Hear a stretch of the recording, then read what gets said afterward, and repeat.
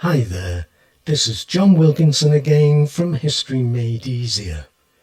In 1916 and 1917, World War I was dominated by the Great Attacks of Verdun, the Brusilov Offensive, the Somme, Passchendaele, and though they might not be so well known, believe me, many good men gave their lives at Vimy Ridge, Chemin, Messines Ridge and Cambrai, as well as on the Italian fronts. These were the suicide assaults that, along with the trenches they were attacking, World War I gets its imagery from, though I hope my presentations will together show that there was a lot more to the war than this. As you follow these particular presentations on the Great Attacks, I would urge you to think about 4 important questions. What was the thinking behind the strategy? What tactics were employed? Did they show things had been learned? Why weren't they successful? And what were the consequences? In December 1915, at a conference in Chantilly in France, the Allies agreed to coordinate major offensives so as to overwhelm the Central Powers and bring them to their knees. The British and the French at the Somme, the Russians on the Eastern Front, but at this point at an undetermined point, and the Italians on their front. But by 1916 the Germans thought they were ready for a major assault too, at Verdun, in northeast France.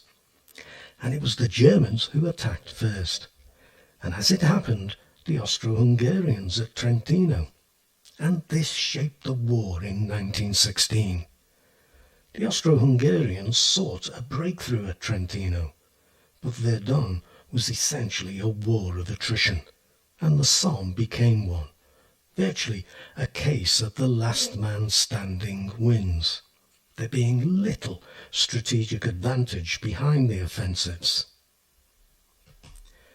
At Verdun, there was no vital bridgehead to capture, no major rail junction or commanding heights from which to control the area, and though its capture would have opened a route to Paris, there would still have been an awful lot of fighting ahead. Yet Verdun was Falkenhayn's attempt to win the war by inflicting so much loss of life on the French that either militarily or politically, or both, they would be unable to continue the fight. He had hoped that the combined German-Austro-Hungarian offensives in 1915 might have brought Russia to sue for peace, but they hadn't. He also felt that despite their victories on the Eastern Front in 1915, Austria-Hungary would not be able to sustain its war effort for much longer, and neither would Turkey, whereas he was sure that Britain and France would be able to. So the war had to be won in 1916. The Eastern Front had been made secure by early 1916, and so attention could be brought to where he had always felt the war had to be won, the Western Front.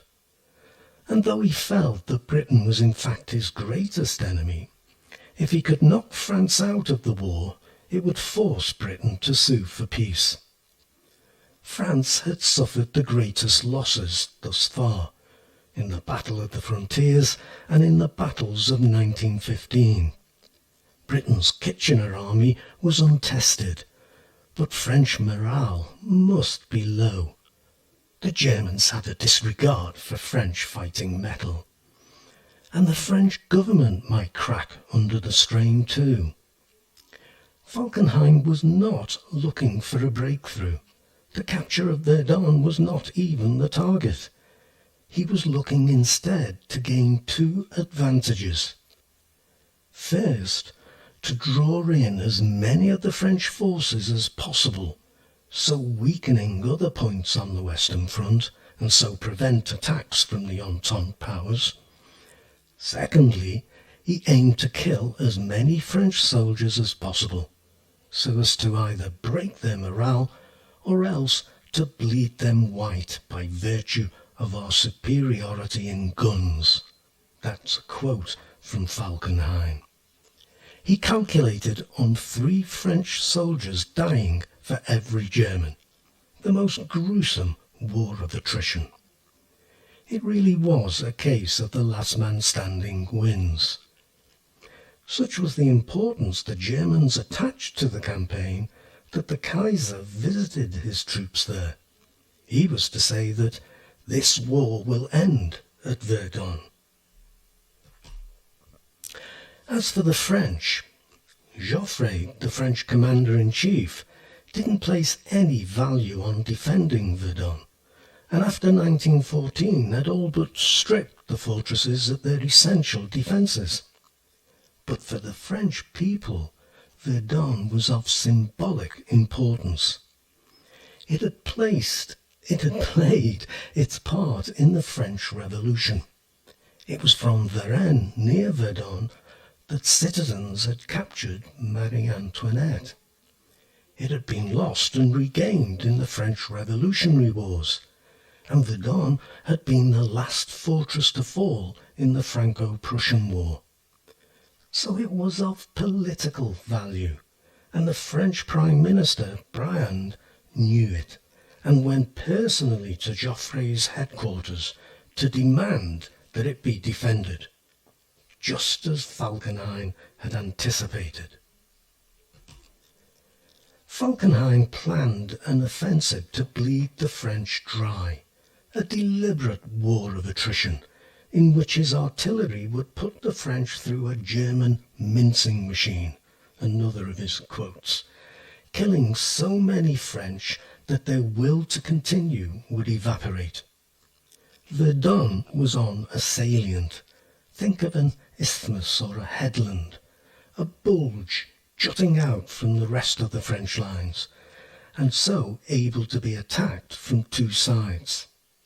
Falkenhayn's attack was launched on February the 21st by a bombardment from up to 1,400 guns, firing 1,000,000 shells.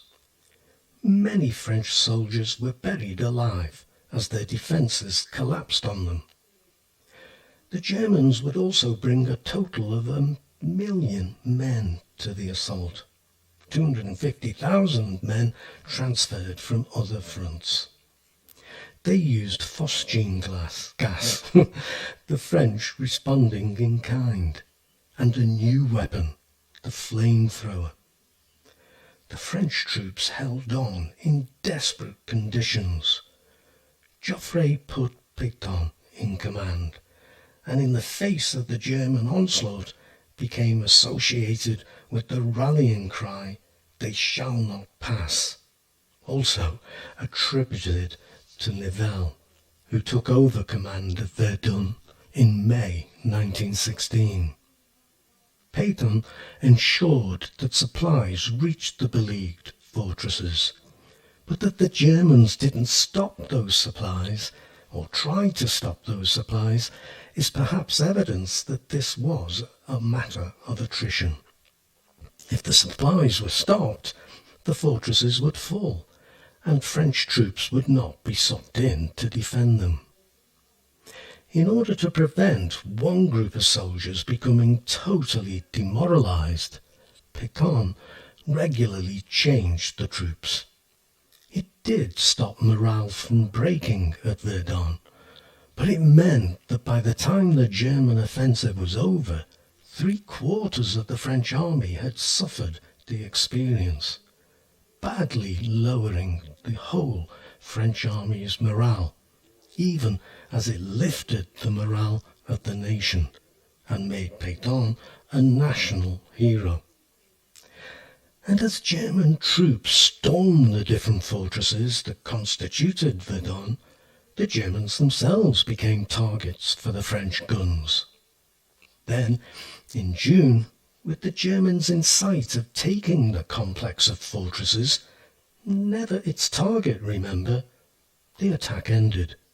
though fighting continued until the end of the year, and France would regain most of what had been lost. Germany had to withdraw troops to deal with the British offensive on the Somme and the Russian offensive in Galicia. The cost on both sides had been truly horrific. In the first weeks of the campaign, both French and Germans were dying at the rate of at least 1 per minute, though the French rate was always higher until midsummer, when more Germans were dying of Verdun than French.